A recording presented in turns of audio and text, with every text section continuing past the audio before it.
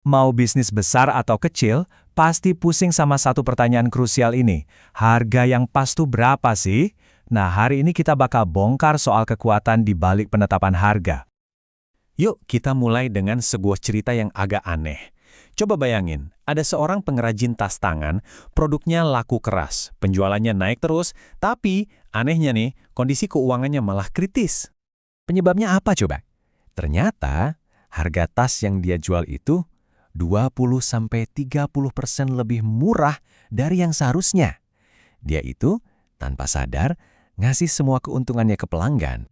Cerita ini nunjukin sebuah blind spot yang sering banget terjadi. Salah nentuin harga itu bahaya banget. Bisa-bisa produk yang paling bagus sekalipun jadi tenggelam. Oke, cerita tadi kan bikin ngeri ya betapa bahayanya salah pricing. Pertanyaannya jadi begini, gimana caranya kita tahu keputusan harga kita itu benar atau salah, bahkan sebelum hasilnya kelihatan? Nah, buat jawab itu, kita lihat kasus nyata dari Bluebell. Mereka udah bikin keputusan harga yang matang banget, datanya lengkap, menaikkan harga es krim mereka. Tapi, tiba-tiba ada kejadian yang sama sekali nggak terduga. Sebuah bencana. Hasil akhirnya, jelas anjlok parah. Tapi pertanyaannya sekarang, apakah itu berarti keputusan awal mereka buat naikin harga itu salah? Nah, disinilah pencerahannya. Para ahli bilang jawabannya itu tidak. Kita nggak bisa ngejudge sebuah keputusan cuma dari hasilnya, apalagi kalau hasilnya itu dipengaruhi sama kejadian yang nggak bisa kita prediksi. Jadi intinya begini, keputusan yang baik itu dinilai dari prosesnya, bukan semata-mata dari hasilnya. Mirip kayak dokter deh, dia bikin diagnosis berdasarkan semua info yang ada saat itu. Kalau tiba-tiba ada komplikasi yang nggak terduga, kan kita nggak bisa langsung nyalahin diagnosis awalnya kan? Oke, jadi kuncinya ada di proses. Terus, proses penetapan harga yang bagus itu kayak gimana sih resepnya? Ternyata, resepnya itu berdiri di atas 4 pilar utama. Nah, ini dia kerangkanya. Setiap keputusan harga yang cerdas itu harus mempertimbangkan 4 hal ini. Anggap aja ini checklist wajib Anda. Pertama, pahami biaya. Kedua, ukur nilai di mata pelanggan. Ketiga, lihat harga referensi atau harga pesaing. Dan keempat, pastikan selaras sama proposisi nilai bisnis Anda. Biar gampang, kita pakai contoh ya. Misalnya sepiring kerang di sebuah restoran. Pilar pertama, biaya. Modal bahannya mungkin sekitar $3. Jadi, harga jual harus di atas itu. Pilar kedua, nilai pelanggan. Pelanggan kira-kira mau bayar berapa sih untuk sepiring kerang? Mungkin maksimal $15. Nah, itu jadi batas atasnya. Pilar ketiga, harga referensi. Restoran sebelah jual berapa? Ini bantu kita nentuin rentang harga yang wajar. Misalnya antara 9.50 sampai $12.50. Terakhir, proposisi nilai. Restoran ini di tapingnya apa? Kafe santai atau restoran mewah?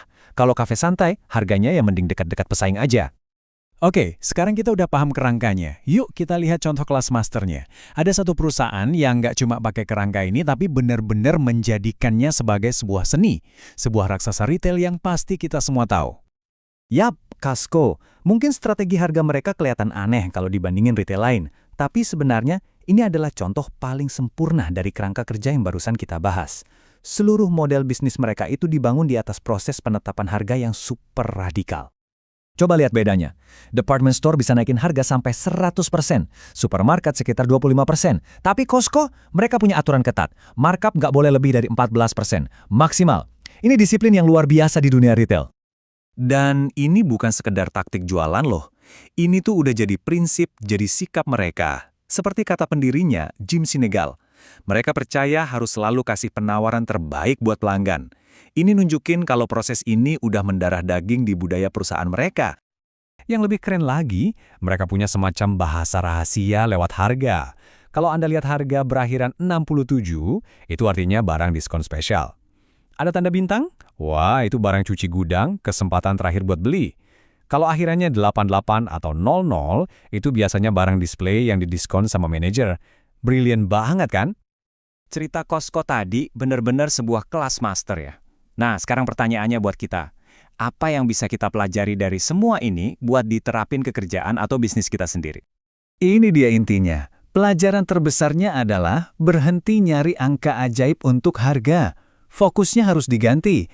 Mulailah membangun sebuah proses yang cerdas dan bisa diulang.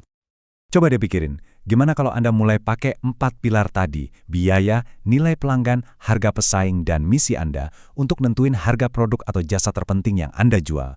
Ini bisa mengubah pricing dari yang tadinya cuma tebak-tebakan jadi sebuah strategi yang kuat. Jadi pertanyaannya sekarang, dari mana Anda akan memulainya?